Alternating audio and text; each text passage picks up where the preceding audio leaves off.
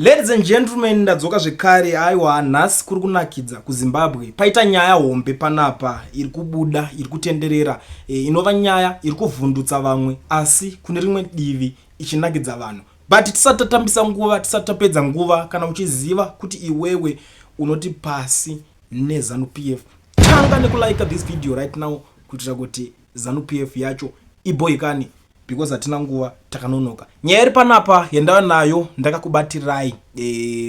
Pari kunzi Douglas Mwonzora is grappling with legal and financial challenges as his law firm Mwonzora and Associates had its office property seized last week due to 3 months of unpaid rent. The firm reportedly owes 3,750 USD in areas for the period from July to September 2024. Simon Denere, the landlord of the premises at 44 Escort Road, Belvedere, initiated legal proceedings on September 19 by filing summons for the overdue rent through an expert application at the Muharare Civil Court. Denere obtained a court order authorizing the attachment of property without Mwonzora's presence in court. Last Thursday, the messenger of court enforced order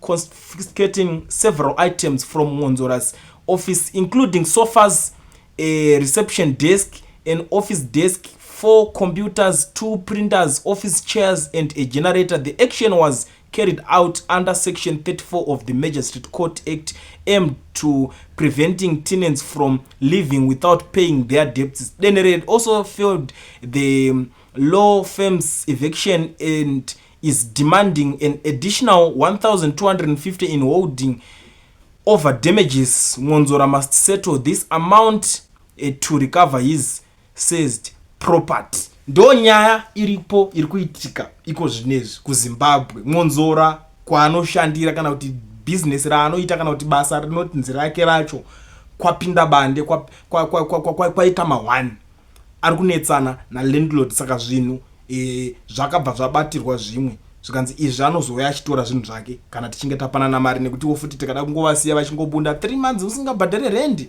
Chii chakadaro ichocho?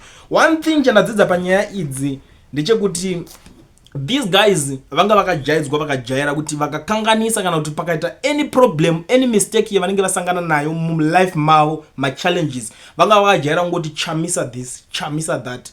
Chero munhu anenge ari kumba kwake, mukadzi wake akacomplaina kuti mazuva ano muri wiki baba, michichi kunyatsoitika, ndivangoti chamisa ari kundistressa, chamisa this time around munhu nemunhu ari kuita kufesa music yake, kufesa machallenges, matambudziko ake ega pasina kupomedzera kana kuti kunanga kunenedzera vamwe vanhu.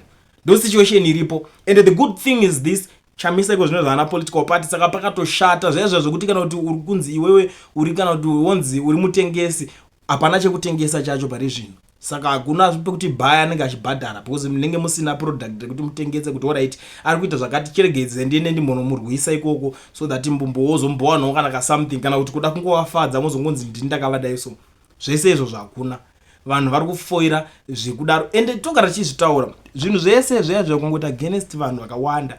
Misodzi yevanhu haisi nyore, haisi yekuti ungosiya ichingochururuka mahara, nekuti the more unosiya misodzi yevanhu ichichururuka, misodzi yevanhu iyoyo zvine zvazvinotorevawo kuna Mwari. Saka unenge une something chaunenge uchitozviparirawo wega. Imagine but 3 months dzacho dzese dzo dzasiri kubhadhara rent, it simply means kuti makastoma chavo anenge asingachatouye kubusiness rake. Ndo zvinenge zvichireva, because kutoshayikwa kwemari kunenge kuripo. Hakuna munhu angada kuti business rake rinoisa chikafu patafura rinzi raakuvharwa kana kuti raakuita matambudziko to that extent kuti maoffices osvika ungonzi hamusi kubhadhara rent, taakukubudisai. Hakuna. Zvimwe zvese munhu angatoshaya rent yekumba kwete yekubusiness, because ndo kunenge kuita se kuchipinza mari. So zvakanakira kuti Zimbabwe yacho yakaomera munhu wese, panenge pachicomplaina vamwe paya kana pamuri kuchema muchiti bonus dzeshoma chiti chakadai. So nevane mabusiness vacho vatori pama1. That's the current situation right now. Hakusi kudyiwa rinopisa, kwakatoipa, Mwonzora masofa panze. That's the current situation. And ndamboona panga pachinzi vamwe ana vene mamwe manigiriki naye umwe akazongorohwo nekenza umwe wake waaita mazita tichataura tozotanga pamwe takunyanya kuita kuti akunyaoma musoro but umwe wake wakashanda naye pagore iroro kenza yakazongosangana naye ndobva zvinhu zvacho zvese zviri kungopera tongogara tichati it will end in tears zviri kungopera in tears. That's the current situation. Hakuna ari kupererwa nezvinhu zvacho mune zvakanaka, hakuna mufaro, hakuna zororo. Zvakaoma wedwe. Ndo nyaya iripo nhasi iri kuitika kuZimbabwe. Inini ndatofarawo nazvo because vanhu vekuti vanenge vakati titemesa musoro. Unozati it's not easy mimi kuti muri busy kutoti muri kunzi muri kuringira struggle muri kuda kuti muri kuda kurwisana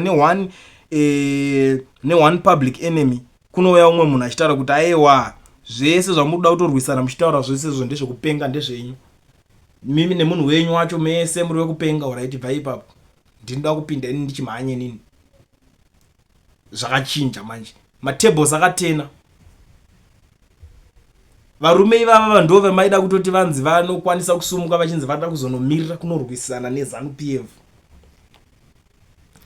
Vari kutadza kuleader kuti business rake munhu rikwanise kuramba richienda kumberi. Ari kutadza kuita mamwe maplan B ekuti business rirambe richienda kumberi.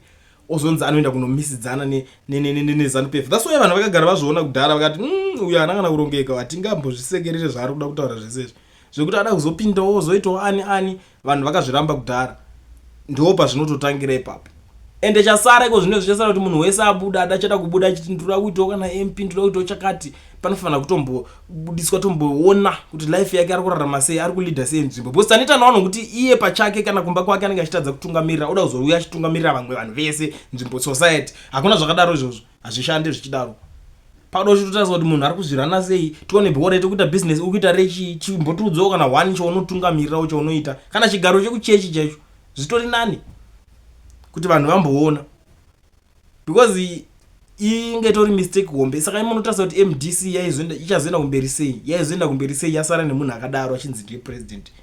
Imagine inoenda kumberi sei kana makambozvinzwa pakambenge pakunzi kuharvest house kwakumhanywa futi vakubudisirana zvinhu ikoko kana makamboinzwa nyaya yacho taiziva chete kuti aiwa something pane chinenge chichingoitika, something fish is going on, but it's just that zvimwe zvacho hazvizongobude zvese kahwani zvakutaurika. Zviri zvanhasi mhuri yeZimbabwe ndo nyaya irimo mudariro. Kuri kunakidza kuZimbabwe kwakomana aiwishi kuti dai nakati padhuze naye ndamboenda kunomutora interview tichimbotaurirana tichimbomubvunza mubvunzo yekuti hamene kuti aikwanisa kuzoipindura here. Because this situation iyi ma1 because aida kutoziva kuti saka iko zvine zvimabudidzirwa zvinhu ndichamisa here atuma landlord wenyu kuti anga achibudisa zvinhu. Iko zvine zvimabudidzirwa zvinhu nyaya yekuti hamuna mari ndichamisa here ari kuita kuti mushaye mari. Zvinhu zvese zvataida kumubvunza izvozvo tibhozi tichida kuziva because vanhu vese pavanenge vachibuda vachichema yowe takaomerwa tiri kuchema nhamo wedu we musadaro wedu we musaparadze musasplite mamavotes eopposition musadai ngatiite chinhu one chiri solid chinge chakabatana. Vanhu ivava havanzwisise vanenge vachitokudzai kuti zvamukutotaura ndezvenyu izvo. But anyway this time kama wacho ari kutanga ari kurumidza kuwana address ari fast these days. Kama muZimbabwe ari fast ari kurova ma-immediate chacho ma-U10 acho paari kumarowera padhuze zvobva zvangodzokawo vanhu votanga kufesa music. That's the current situation. Ngatisangane mu-comment section ndiudzewo kuti nyaya iyi muri kuiona sei hama dzadiwa. Munoziva kuti panapa I will never disappoint. Ndogara chinguva in time and ndobata nguva. I think izvo ndabata nguva ndambopodza hangu nguva makuseni but this time ndinenge ndabata nguva. Tell me what you think in the comment section. Muri kuiona sei nyaya iyi irapa. Kana mune zvakawanda zvekuwedzera ndiudzei mu-comment section. Tiri kugadzirisa nyaya yenyu chichemo takachinzwa maiti tigadzire phone number dzekuti tingakwanisa kune vanenge vachida kuedhawo maaudios pane nyaya dzinenge dzakaita sedzidzi vachitaura kuti aiwa pakadai pakazodai pakadai. Tiri kugadzirisa nyaya idzodzo tichaisa nhamba dzewhatsapp dzekuti munenge muchiti munhu akada kutaurawo something anoedha audio rake ipapo topedzerana tobva tatoriisa so that zvitoramba zvichiita zvoramba zvichimeka sense tiri kuigadzirisa nyaya iyoyo hama dzadiwa, don't worry, tiri kuishanda. Just that nhamba dzatakambenge tinadzo zvakambenge zvakazonge zvakubhowa kuti unenge wakaisa nhamba dzoramba dzakutaka kungofonwa vanhu vakungotaura zvisina nebasa rese vari mwana munongoziva vamwana zvavari, umwe anofona achikuchikidzira ari uko zvake amheno. Saka just that takazongoti no nhamba dzimega dzitongodzisiya because vanhu vari purpose dzatadzisira nezvanga dzakushandiswa zvo nevanhu, takangoona kuti it's better kuti tingodzikata, but dzimwe dziri kuuya manje manje. So ngatisangane zvanhasi mucomment section muchindiudzawo kuti nyaya iyoyi muri kuionawo sei, yava Mwonzora yekubuditswa kwezvinhu mumaofisi ekubasa kwavo.